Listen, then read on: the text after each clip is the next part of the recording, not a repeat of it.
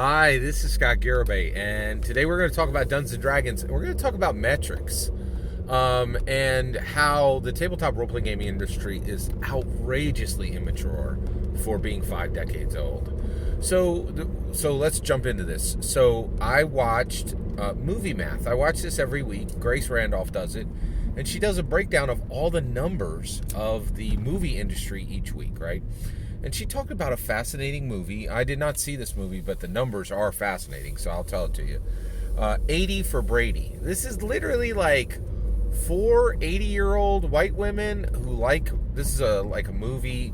This is a retelling of an actual event where there were like these four white old ladies who really liked Tom Brady and like did something about it.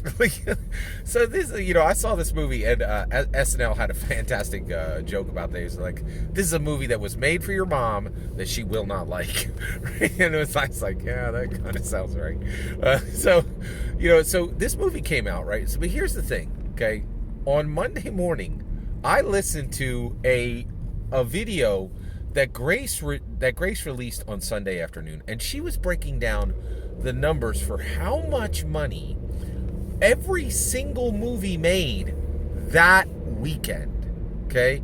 The movie industry, after 10 decades of living, has reached a point where it is so mature that its metrics can be reported weekly, and it can be reported literally before the weekend is even out. Now, Sunday night, I guess, Sunday night, not many people go to, it's maybe 3% of whatever the weekend is, and they can kind of like emulate that, which is fine, right?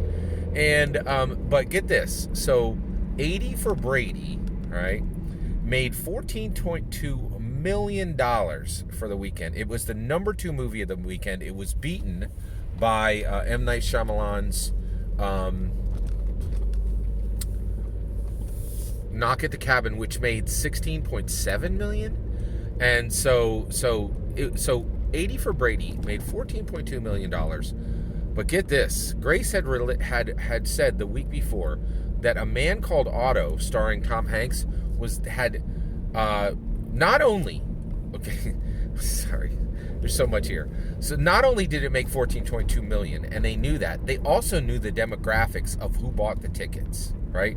They knew whether it was Caucasian, Black, Latino, Asian, other. They literally knew the demographic breakdown, right? And last week, A Man Called Otto, starring Tom Hanks, became famous for being the whitest movie ever, right? Like, it had like a 75% white audience, right? Now, this is bad because Hollywood has been trying to get these 4-quadrant films that apply to a demographic that is representative of America, right? And and they want everybody to go see these films, and they want diversity in the people who are seeing the films, right? So what's really fascinating is you have this situation where Man Called Otto comes in at 75. 80 for Brady beat it and became the whitest movie in history, right? Like, you're like, whoa, that's bad. Now, there might have been some movies early on that were even whiter in the audience, right? But we don't even have metrics for it, right? But for since when we've been tracking both financial and demographic and concurrently and consequently representation metrics, 80 for Brady has all these numbers. Now, the problem is, we're on the Dungeons & Dragons side, and we have a huge problem with Dungeons & Dragons, right? So there's 2 metrics that we want. We want Dungeons & Dragons, and we want the tabletop role-playing game community. We want the Dungeons & Dragons products. We want to know how many sold, who bought them, right? What was the representation? What was the demographics, right? What was the age? What was the gender? What was the race, right? Like, was it white? Was it black? Was it Asian? Was it, and so that we can make these numbers better, right? And we want the same numbers for the tabletop role-playing game community. What were their products? And I do think, this is my humble opinion, but I think those are 2 different markets now. I think from the 2023 manic panic that happened between January 3rd, 2023 and January 28th, 2023, and also I'm astounded. I'm starting to see people actually like setting these dates into place. Like, this is a historical event that just happened. And they're saying, hey, this is where we're heading. This is what we want to create, right? And so basically, we want, and I think what we would do is we would compare the D&D role-playing experience market versus the tabletop role-playing game market, right? Because they're very similar. They are different. They're fundamentally different. I don't think really Dungeons & Dragons is really not a tabletop role-playing game anymore. It really is an experiment. And the reason why is no other tabletop role-playing game has an echo of elimination, right? Literally has extinction events, right? 1983, people tried to end Dungeons & Dragons. 2023, people tried to end Dungeons & Dragons. These are extinction level events that TSR and now Hasbro sidestepped and were like, oh, here's the meteor. Whoop. I didn't get hit. I'm not destroyed, right? So, really, really interesting. But my point is, right, so D&D, first of all, it's a huge business. It's a huge business. It's a huge business from cultural impact, from influence, from fame. It's not a huge it's not a huge business from financial perspective, right?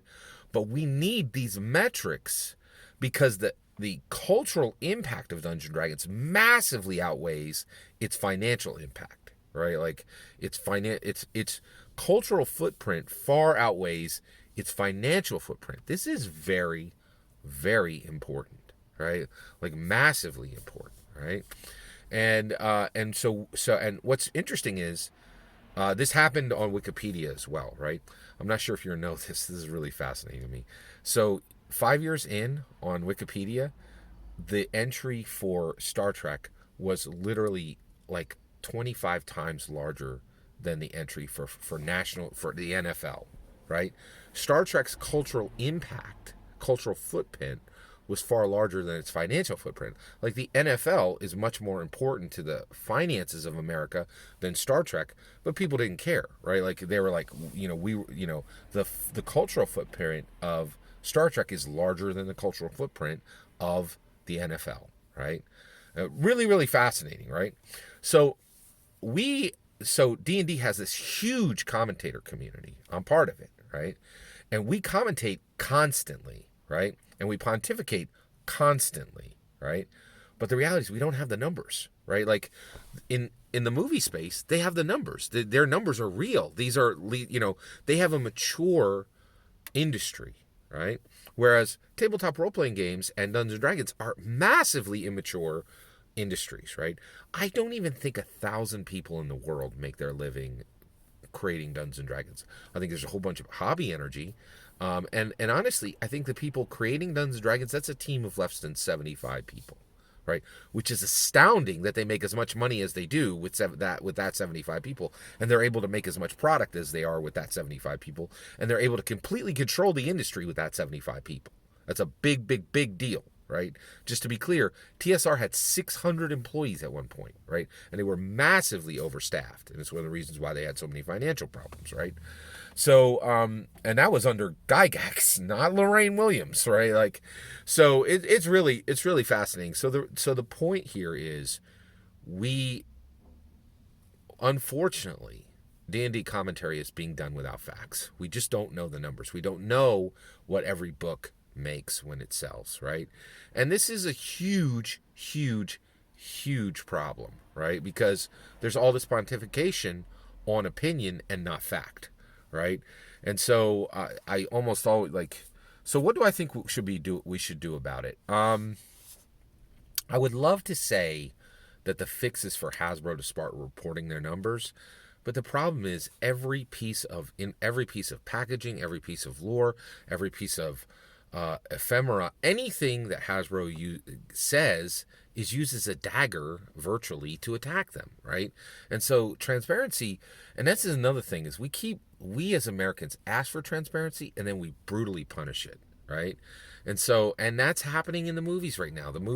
A lot of movie companies are like, we don't even want to report these numbers, so they're so bad, it's not going to help us in any way, right? So, but we need these numbers, right? And so I do think we should start to, I think it's going to be brutally difficult for Hasbro to do, but I'm going to do it. Hasbro, please start reporting your numbers on what books sold where. And then every other tabletop role-playing game out there, please start reporting your numbers. Start reporting your numbers and stop hiding the numbers so we can actually have real conversations with real facts behind them. Every word of that is my humble opinion. What's important is when I get to hear your humble opinion, when you get in the comments, send your traffic. Please consider liking and subscribing, and have a wonderful millennium.